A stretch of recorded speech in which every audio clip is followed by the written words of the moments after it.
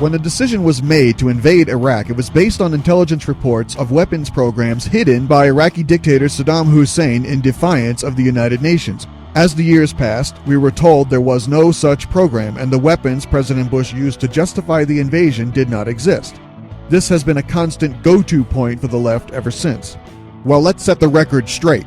In August 2008, a small team of military technicians was tasked with destroying a buried weapons cache found near Taji, Iraq. When they detonated the munitions, the explosion uncovered even more shells buried deeper in the Iraqi sand. They swabbed material oozing from a crack in one of the shells to discover they were now dealing with sulfur mustard, a deadly chemical warfare agent that once inhaled literally burns the airway and lung tissue.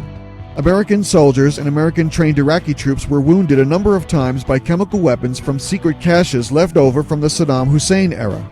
Under the Freedom of Information Act, heavily redacted documents were obtained that say over 5,000 of these chemical warheads, along with other shells and aviation bombs and munitions, were secretly found but not reported publicly.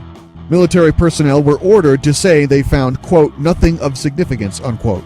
The reality is, there was a massive hidden weapons program in Iraq, just as President Bush warned and the intelligence reports indicated.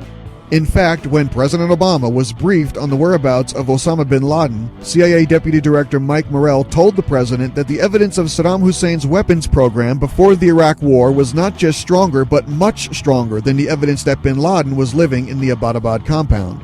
To this day, Democrats, for political purposes, refuse to admit President Bush was right and routinely criticize the Bush administration and insist America's credibility in the world has been destroyed and needs to be rebuilt.